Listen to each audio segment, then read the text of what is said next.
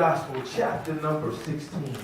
We want to look at Matthew chapter number 16, and we want to start reading at verse number 13. Amen, amen, amen. Hallelujah. Matthew chapter 16, and we want to start looking at verse number 13, the written word for the people of God. As you find the written word of God, we ask in our customary fashion that if you don't mind, if you would stand in honor of God's holy word. If you're able to stand, and if you don't mind, if you mind, sit on down. Amen. We don't want you mad with the word of God. Amen. We want you at ease. Hallelujah. Amen. Matthew's Gospel, chapter number 16. We want to start reading at verse number 13, and I'll be reading from the King James Version of the Bible. Amen. If you're in Revelation, you've definitely gone too far. Back up just a little bit. Back up, back up, back up. If you need, you can bring your Bible. Look over somebody's next to you. Amen. Amen. If they won't let you look, please move. We want you to enjoy worship today. Matthew chapter number 16, verse number 13. If you have it, say amen. Amen. If you need some more time, say wait. We will wait on you. No need for me to ask you to find it, and I won't give you an opportunity to get there. Matthew 16 and 13 says thusly. When Jesus came to the coast of Caesarea Philippi, he asked his disciples, saying, "Whom do men say that I, the Son of Man, am?" And they said, "Some say that thou art John, and John of the Baptist, some Elias, and others Jeremiah, or one of the prophets." He said unto them, "But whom say ye that I am?" And Simon Peter answered and said, "Thou art the Christ, the Son of the living God." And Jesus answered and said unto him, "Blessed art thou, Simon Bar-Jonah, for flesh and blood has not revealed it unto thee, but my Father which is in heaven." Watch verse 18. "And I say unto thee that thou art Peter, and upon this rock I will build my church, and the gates of hell shall not prevail against it." Verse 19 says, "And I will give unto thee the keys of the kingdom of heaven, and whatsoever you shall bind on earth shall be bound in heaven, and whatsoever ye shall loose on earth shall be loosed in heaven." You may be seated in the presence of our God. Amen. Amen. A very common text today, a very common text. Particularly focusing on that verse number 18. We ask and pray for your prayers as we give this word, but I look for a subject title, and this is what the Lord gave me. Look at your neighbor and say, "Neighbor, what does your church look like?" That's the wrong neighbor. Y'all got real quiet. Y'all church. Okay. Look at your other neighbor and say, "Neighbor, what does your church look like?"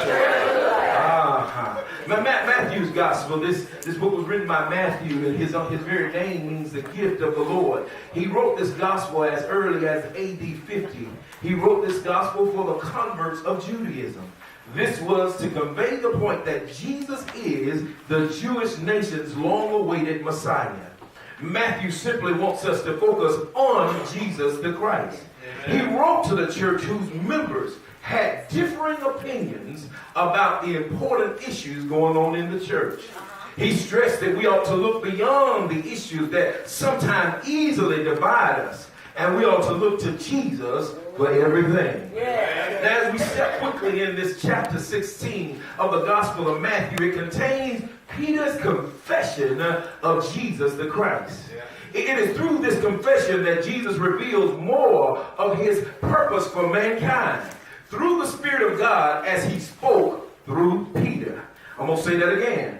It was through Peter's confession that Jesus reveals more of what our purpose is as he allowed the Spirit of God to speak through Peter himself. Amen. Jesus does this through a simple question. It seemed to have very little importance at the time, but it had heavy implications on our walk with the Lord today. Yeah. He simply asked the disciples, now you got to know he's talking not to just everyday common people, not to those who are lost, but he's talking specifically to the disciples. He said, "Whom do man say that I, the Son of Man, am? Has God ever stepped in your location and asked you, the believer, the Bible study person, the one who comes to Sunday school, the deacon, the preacher, the choir member, the usher, the missionary, whom do men say that I am? I imagine that God does this every day, all the time to us, but we don't really pay attention to him and asking the question because we're looking for a deep audible voice to come out of heaven to say thy God. But he's asking us in everyday situations, who do men say that I am? Yes. He asked his disciples this question not because he was ignorant of what people thought of him. Because you know Jesus knows everything. But he asked them this question in order to give the disciples an opportunity to express their faith and to confirm and strengthen their faith in Jesus himself. You got to know sometimes when God asks you a question, he ain't asking you because he don't know the answer. Come on. But sometimes he want to make sure you know the answer and so that you can be firm in what you do and how you do it. And we always run around here and say, I love the Lord, he's the head of my life. Sometimes God will ask you, is he really the head? He'll let you get a president that don't know how. Okay, I'm sorry. He'll let things happen in your life that ask you, who do men say that I am? He wants you to be able to boldly, with confidence, speak of who he really is. Not just of what others say, but of what you know. Amen. They answered him honestly, and they asked him specifically, and they stated, some of them say, John the Baptist. Yeah.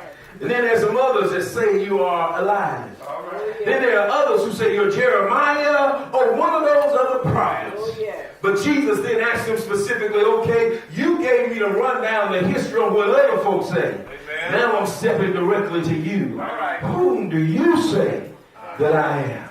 If Jesus walked down these aisles right now and he stared you in the eye and he asked you, whom do you say that I am? How many others can answer him boldly?